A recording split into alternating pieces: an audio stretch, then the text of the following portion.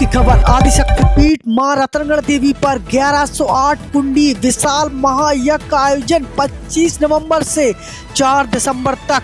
इस विशाल महायज्ञ के आयोजक श्री श्री 108 बालक दास महाराज ने विश्व कल्याण के लिए किया सबसे बड़ा महायज्ञ का आयोजन।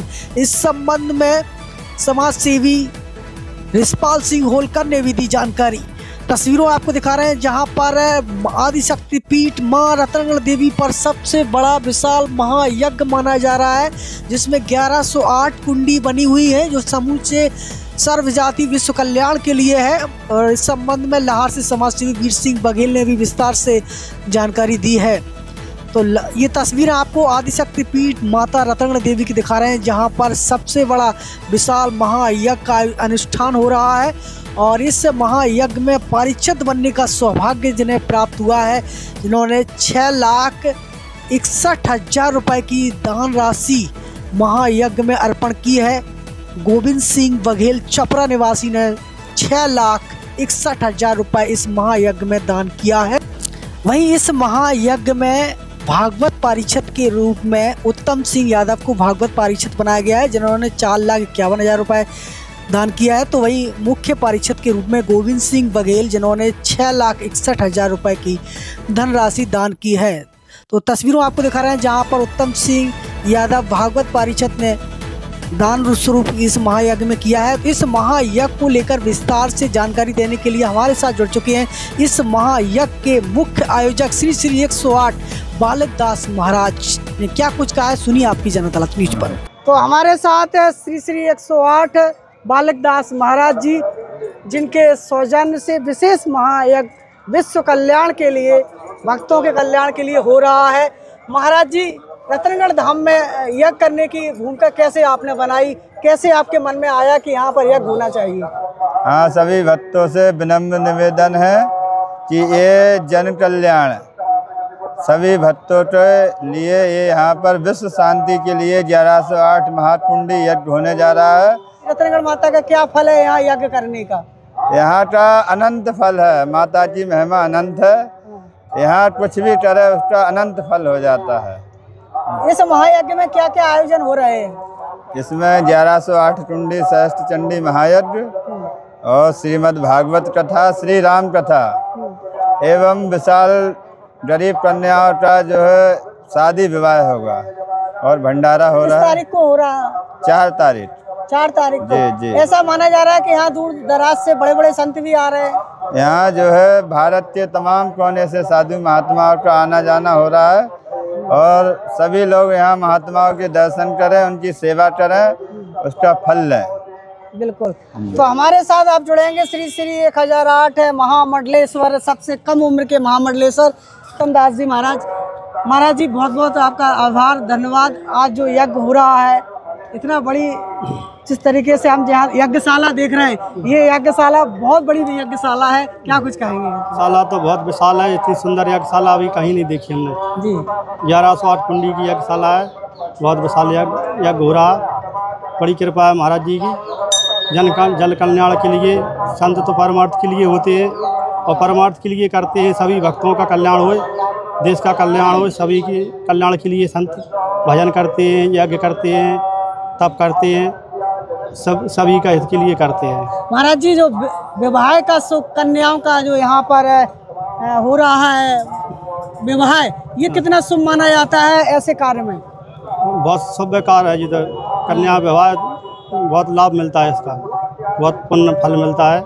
गरीबों का हित होए, गरीब कन्या की शादी करने का बहुत फल मिलता है, 1000 गुना फल मिलता है। 1000 गुना फल मिलता है। हाँ। महाराज जी से पूछना चाहेंगे, महाराज जी, यहाँ भक्तों का जो समर्थन है वो आपको मिल रहा है? भरपूर क्षेत्र से भक्तों का सहयोग मिल रहा है? हाँ, समर्थन तो मिल रहा है, लेकिन प्रशासन का सहयोग कम मिल रहा है जी। हाँ। हम कलेक्टर साहब से भी मिले थे, SDM साहब से भी मिले थे। हाँ। तो ये जो है सभी भक्तों का कार्यक्रम है, इसमें उनको सहयोग करना चाहिए पूरा। प्रशासन सहयोग नहीं कर रहा है यहाँ पर? कर रहा है, पूरा नहीं कर रहा है, जैसा करना चाहिए। हम उतना परेशान हो रहे हैं हम लोग जी।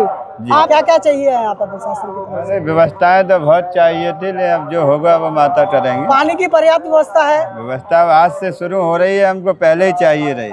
सुरक्षा व्यवस्था है, पुलिस व्यवस्था सुरक्षा है? व्यवस्था भी है, उतनी ज्यादा नहीं है लेकिन है।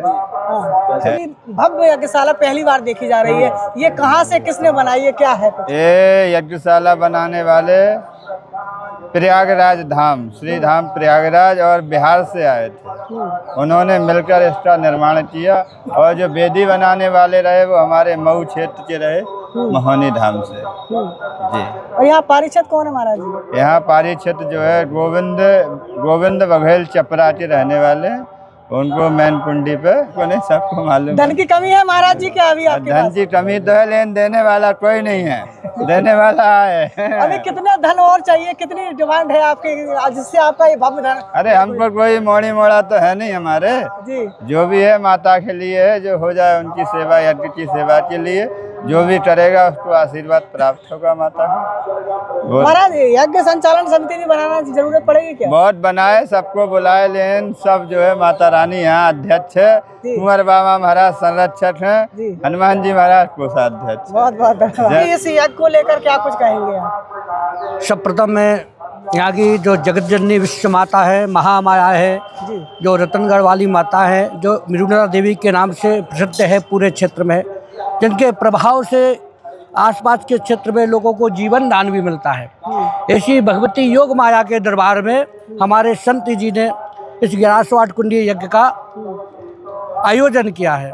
वो हम तो चाहते हैं संत समाज इस प्रकार जन कल्याण और विश्व कल्याण के लिए जो यज्ञ करती है वो स्वयं स्वार्थ के लिए नहीं करती है, जन कल्याण के लिए ही करती है, विश्व कल्याण के लिए कहते हैं। लेकिन इस शासन को हम कम से कम 3 बार आवेदन दे चुके ओके, यहाँ जनता अधिक मात्रा में आएगी, आप यहाँ की व्यवस्था देखें, लेकिन व्यवस्था थोड़ी ढीली है। हम ये चाहते हैं कि शासन थोड़ा दुरुस्त हो जाए, जनता अधिक मात्रा में आती है तो व्यवस्थाओं में कोई अव्यवस्था ना फैले। रिशपाल सिंह होलकर जी, किस तरीके से आप इस यज्ञ को सफल होने में आप लोगों की भूमिका मिल रही है, क्या कहेंगे इस यज्ञ को लेकर आप? देखिए राजा भैया जी, पहले तो आपको धन्यवाद कि आप यज्ञ महायज्ञ के कवरेज के लिए यहाँ पधारे हैं। आपको पूरी समिति की तरफ से और यज्ञ की तरफ में पराधे सभी श्रद्धालुओं की तरफ से आपको हार्दिक बधाई देता हूँ।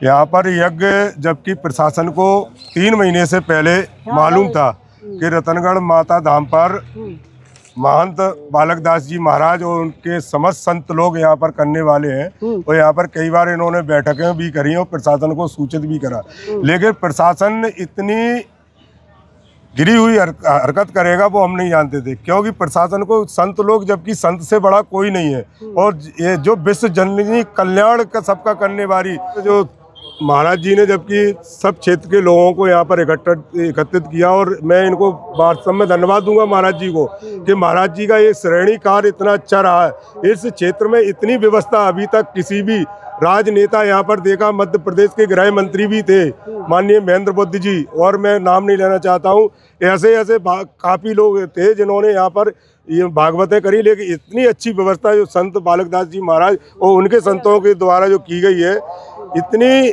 शायद इस मध्य प्रदेश के अंदर पहली ये महायज्ञ होगा कि इतना सुंदर तरीके तो यहाँ के स्थानीय लोग पूरी तरीके से मदद कर रहे हैं। जैसे स्वास्थ्य का यहाँ पर चिकित्सक होना चाहिए थी, फायर ब्रिगेड होना चाहिए थी, यानी पुलिस व्यवस्था होना चाहिए थी, चौगंद होना चाहिए थी कि नदी है, सिंध नदी, ऐसी कोई घटना ना घटे, और उस पर व्यवस्था लेकर लाइट की व्यवस्था, आगजनी जैसे यज्ञ है, यज्ञ पूरा पंडाल उसका बना हुआ है बांसों का और कांच का, तो उस पर भी प्रशासन को अपनी सतर्कता रखना चाहिए थी। 2-3 फायर ब्रिगेड यहाँ होना चाहिए, 2-3 होना चाहिए थी। अभी जब महाराज जी के कहने पर हम लोग जहाँ आए और हम लोगों ने सक्रिय दिखाई, जब प्रशासन पे दबाव बना और पब्लिक जहाँ देखा प्रशासन ने कि ये तो भक्त लोग इतनी संख्या में पधार रहे हैं, तब कहीं प्रशासन थोड़ा जाग रहा है। आज एक फायर ब्रिगेड आई है सिर्फ, और इसके अलावा नहीं, जबकि हमने कही कम से कम 4-5 फायर ब्रिगेड होना चाहिए, पूरा प्रशासन होना चाहिए। समिति नहीं मांग रही, क्षेत्र के भक्तों का सहयोग, क्षेत्रों के भक्तों का सहयोग हर प्रकार से मिल रहा है। इसमें यूपी, एमपी, उत्तर प्रदेश, हर दूर दरार से श्रद्धालु आ रहे हैं, वो सहयोग कर रहे हैं। लेकिन मेरा सवाल यहाँ है कि आखिर प्रशासन इतना क्यों लापरवाही कर रहा है? क्या ऐसा यज्ञ नहीं होना चाहिए था? जबकि इतना अच्छा यज्ञ महाराज जी की तरफ से आयोजन किया गया कि जिसमें 1108 कुंडियों का हवन हो रहा है, 1108 खप्पर की बारी बब रही है, और निःशुल्क कन्याओं, गरीब जो शोषित वर्ग है, गरीब बेचारे जो कन्याओं का शादी नहीं कर पाते, उन कन्याओं का निःशुल्क विवाह कन्यादान महाराज जी के तरफ से, आयोजन समिति की तरफ से, इनकी तरफ से किया जा रहा है। 108 कन्याओं का विवाह भी हो रहा है। ये कहीं ना कहीं सरकार के लिए भी बहुत बड़ी खुशखबरी है। जुड़े रहिए आपकी जनता के साथ। नमस्कार।